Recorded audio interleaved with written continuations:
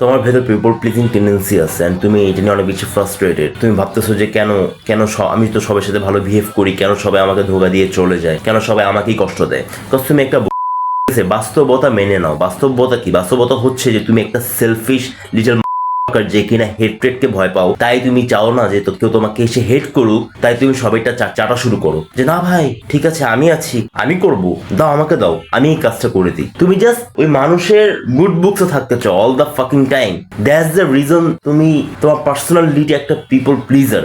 তুমিও সেলফিশ, আর যে তোমার ফায়দার নিচে সেও সেলফিশ। প্রত্যেকটা হিউম্যান বিইং সেলফিশ ভাই, এটা বাস্তব কথা। ঠিক আছে, কেউ এখানে নবী রাসূল না, ওরা বাদে বাকি সবাই সিনার্স। কেউ বেশি সিন করে, কেউ কম সিন করে, এটা এটা লেজিট কথা।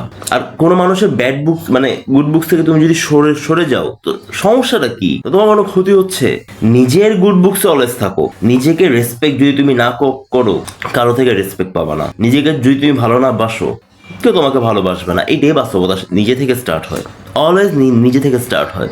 আমি বলতেছি না কারো ক্ষতি করো, বাট কারো ভালো করতে গেলেও মানে তুমি এক্সপেকটেশন নিয়ে করো না ভাই, প্লিজ। পরে তুমি বলো ওকে ছেড়ে চলে গেছে, ওকে আমাকে তো ধোকা দেয়, সবাই খারাপ। কথা বুঝো, তুমি হেডট্রেড নিতে পারতেছো না, তুমি চাও না তুমি হেডট্রেড নাও। তোমার হেডট্রেডকে তুমি অনেক বেশি ভয় পাও, তাই তুমি চাটো। ঠিক আছে, হেডট্রেড নেওয়া শিখো, দেখবা যে আর কাউকে প্লিজ করতে মন চাবে না। যে ঠিক আছে ভাই হেডট্রেড তো এমনি আসবে অমনি আসবে, সবারই আসে, বাট আমি অ্যাটলিস্ট বাঁচতে চাই। সো হ্যাঁ, স্টে স্ট্রং। Thank you.